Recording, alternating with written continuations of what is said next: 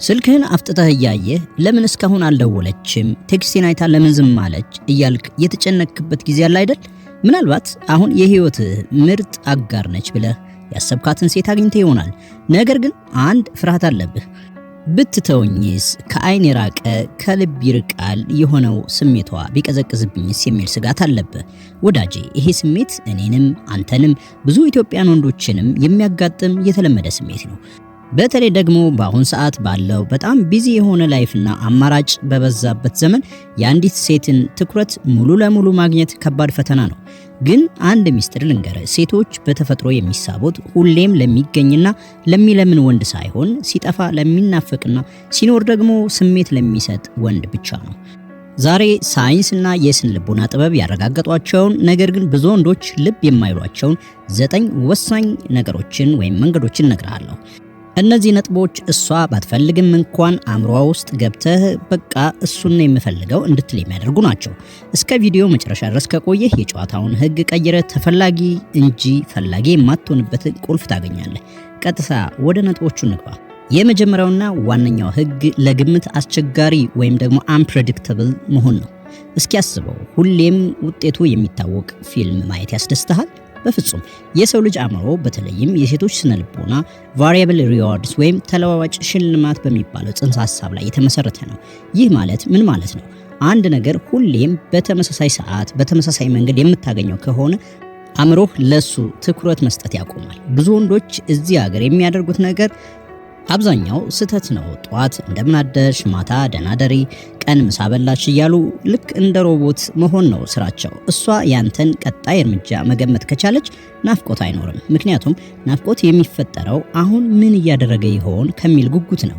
ይህ ማለት ግን ክፉሁን ወይም ደግሞ ሆን ብለህ ራቅ ማለት አይደለም። ነገር ግን ሁሌም ለሷ ቴክስት ወዲያውኑ መልስ አትስጥ ማለት ነው። አንዳንድ ጊዜ ወዲያው መልስ፣ አንዳንድ ጊዜ ደግሞ ስራ ላይ ከሆን ከሰዓታት በኋላ መልስ። ፕሮግራም ስትይዙ ሁሌም እሷ በፈለገችበት ቦታ ብቻ አትስማማ። የራስን አዲስ ሐሳብ አምጣ። ዛሬ ቦሌ ከተገናኛችሁ ለሚቀጥለው ሳምንት ፒያሳ ወይም ሌላ ቦታ በድንገት ውሰዳት። አእምሮዋ ሁሌም በአዲስ ነገር እንዲነቃቃ አድርግ። በሳይንስ ዶፓሚን የሚባለው የደስታ ሆርሞን የሚለቀቀው የምንወደውን ነገር ስናገኝ ብቻ ሳይሆን ያንን ነገር መቼ እንደምናገኘው እርግጠኛ ሳንሆን ስንቀር በበለጠ መጠን ነው።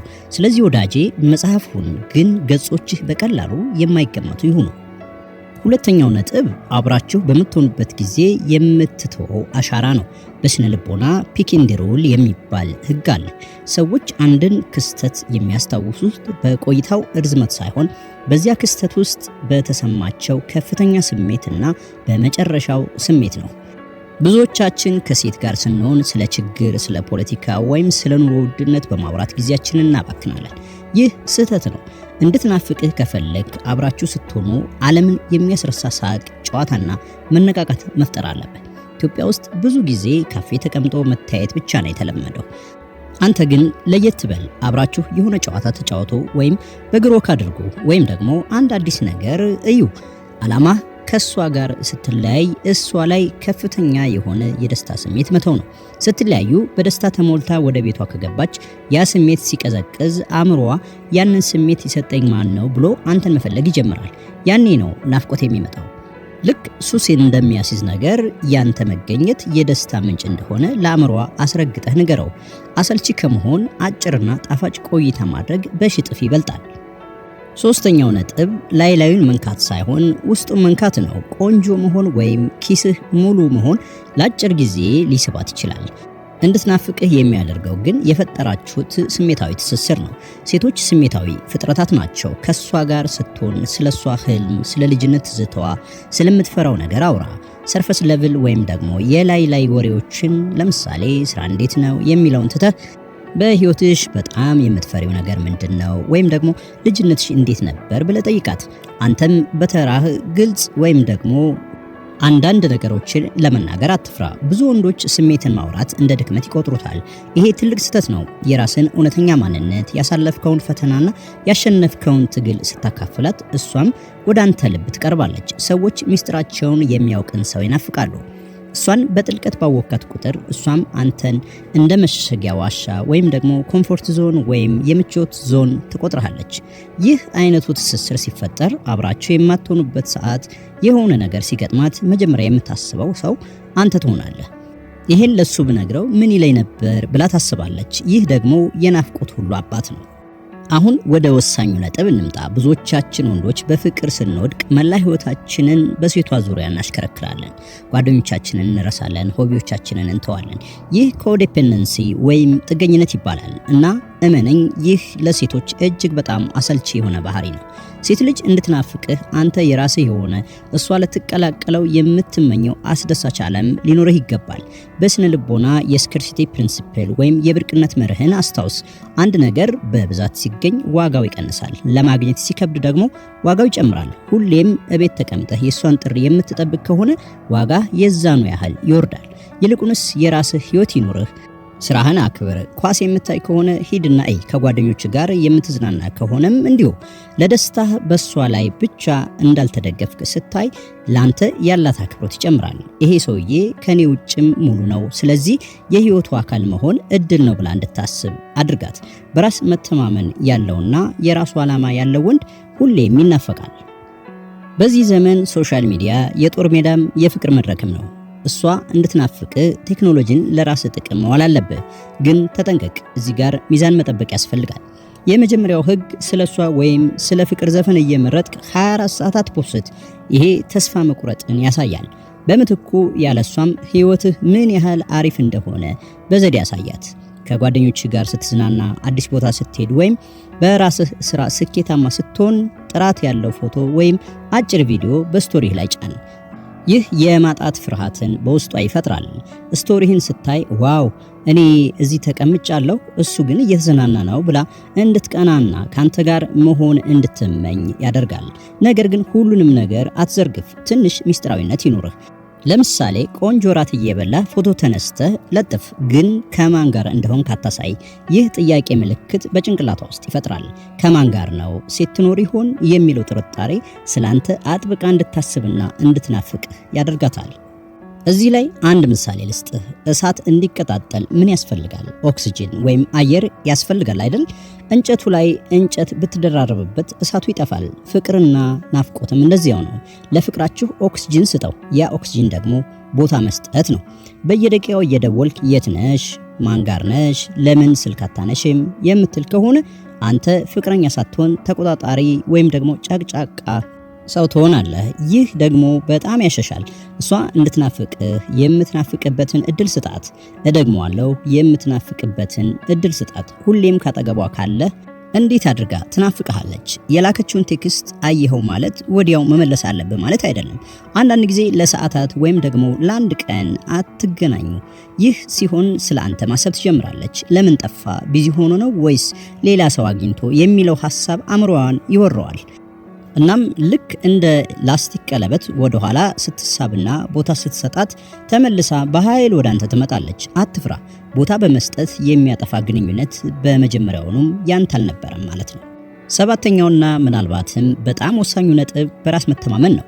ሴቶች በደመነፍስ ወደ በራስ መተማመን ወዳለው ወደ ጠንካራና ራሱን ወደ ቻለ ወንድ ይሳባሉ።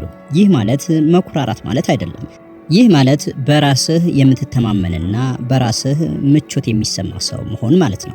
አንዲት ሴት ይህ ወንድ በእኔ ውሳኔ አይወዛወዝም፣ የራሱ አቋም አለው ብላ ስታምን ማክበር ትጀምራለች። ናፍቆት ደግሞ ከአክብሮት ይወለዳል። ራስን ዝቅ አድርገህ እባክሽ ውደጂኝ በሚል ከሆነ የምትቀርብ ከሆነ ታዝንልህ ይሆናል እንጂ አትናፍቅህም። በንግግርህ ባካሄድህና ውሳኔ በመወሰንህ ላይ ኮንፊደንስ ይኑርህ። የሆነ ቦታ መሄድ ካልፈለክ በጨዋነት አይ ዛሬ አይመቸኝም ማለትን ተለማመድ። ሁልጊዜ እሺ የሚል ወንድ አትሁን። ይህ አይነቱ ጥንካሬ አብራችሁ በማትሆኑበት ጊዜ ምስልህን በኃይል አእምሮዋ ላይ ይስለዋል። ወንድ ማለት እንዲህ ነው ብላ እንድታስብ ያደርጋታል። ሴት ልጅ የአንበሳን ጥንካሬ ትፈልጋለች እንጂ የውሻን ታዛዥነት ለረጅም ጊዜ አትፈልግም። ወንድሜ በህይወትህ ትልቅ ራዕይ ይኑር። ሴቶች ስራ ፈት ወይም 24 ሰዓት ለወሬ ዝግጁ የሆነ ወንድን እንደ ሃይ ቫልዩ ወይም ከፍተኛ ዋጋ እንዳለው ወንድ አይቆጥሩትም። በተቃራኒው ዓላማ ያለው ራዕይ ያለውና ያንን ለማሳካት ሌት ተቀን የሚለፋ ወንድ ይመርካቸዋል። ቢዚ ነኝ ብለህ መዋሸት ሳይሆን በእውነትም ቢዚ ሁን። ራስህን ለማሻሻል ስራ፣ ገንዘብህን አሳድግ፣ ዕውቀትን ጨምር። አንዲት ሴት ስትደውልልህ አሁን ፕሮጀክት ላይ ነኝ ማታ ደውላለሁ ስትላት ቅር ልትሰኝ ትችላለች፣ ግን በውስጧ ታደንቃለች። ይህ የሚያሳየው ህይወትህ በሴት ላይ ብቻ የተንጠለጠለ እንዳልሆነ ነው። ስኬታማ ወንድ ለሴቶች ማግኔት ነው። አብራችሁ በማትሆኑበት ጊዜ አንተ ስለወደፊትህ እየሰራህ እንደሆነ ስታውቅ የዚያ ጉዞ አካል መሆን ትፈልጋለች። አንተ ባቡር ነህ፣ እሷ ደግሞ ተሳፋሪ ናት። ባቡሩ ጉዞውን ያውቃል፣ እሷም ያንን ጉዞና መሪውን ወይም አንተን ትናፍቃለች። የመጨረሻው ነጥብ ትዕግስት ነው። ቀስ በቀስ እንቁላል በእግሩ ይሄዳል ሲባል ዝም ብሎ የተነገረ ነገር አይደለም። የአንዲት ሴት ልብ ውስጥ ለመግባትና ስር ሰዶ ለመቅረት ጊዜ ያስፈልጋል። ዛሬ እነዚህን ነገሮች ስላደረግ ነገ ጧት እያለቀሰች ትደውላለች ብለህ አትጠብቅ። አንዳንድ ጊዜ ስሜቷ ሊቀዘቅዝ ይችላል። አትደናገጥ፣ አትጫናት። ለምን ተቀየርሽ ብለህ መነካካት የለብህም። ዝም ብለህ የራስህን ህይወት ቀጥል። ስሜቶች እንደ ማዕበል ናቸው፣ ይመጣሉ ይሄዳሉ። አንተ ግን እንደ አለት ጽኑ ሁን። ስትረጋጋ፣ ስትታገስና ስሜትን መቆጣጠር ስትችል እሷ ራሷ ይሄ ሰውዬ ለየት ያለ ነው ትላለች። ትዕግስትህ በራስ መተማመንህን ያሳያል። እናም በመጨረሻ ያለምንም ጫና በራሷ ፍላጎት፣ በራሷ ናፍቆት ተገፋፍታ ወደ አንተ ትመጣለች። ያኔ የሚኖራችሁ ግንኙነት እውነተኛና ዘላቂ ይሆናል። እንግዲህ ወዳጄ እነዚህ 9 መንገዶች ሴትን ልጅ ለማታለል ሳይሆን ራስህን ምርጥና ተፈላጊ ወንድ ለማድረግ የሚረዱ ናቸው። ራስህን ስታከብር፣ ስትጠብቅና ዋጋ ስትሰጥ ሌላውም ሰው ያከብርሃል፣ ይናፍቅሃል። ከዚህ ቪዲዮ አንድ ነገር እንድትወስድልኝ እፈልጋለሁ። ናፍቆት የሚበቅለው በቦታና በጊዜ ውስጥ ነው። እሷ እንድትናፍቅህ አንተ ሙሉ ሰው መሆን አለብህ። መተንበይ የማትችል ሁን። አስደሳች ትውስታ ፍጠር፣ ግን ደግሞ የራስህ ጠንካራ ህይወት ይኑርህ። እናም የዛሬው ጥያቄ ይሄ ነው። ከነዚህ 9 ነጥቦች ውስጥ ላንተ በጣም ከባድ የሆነው የትኛው ነው? ቦታ መስጠት ወይስ ስሜትን መቆጣጠር? ኮሜንት ላይ አሳውቀኝ፣ እንወያይበታለን። ይህ ቪዲዮ እንደጠቀመህ አልጠራጠርም። ላይክ ማድረግና ለጓደኞች ማጋራት እንዳትረሳ። ለቻናላችን አዲስ ከሆንክ ሰብስክራይብ በማድረግ የዚህን ምርጥ ቤተሰብ ተቀላቀል። በሚቀጥለው ቪዲዮ እስከምንገናኝ ድረስ ሰላም።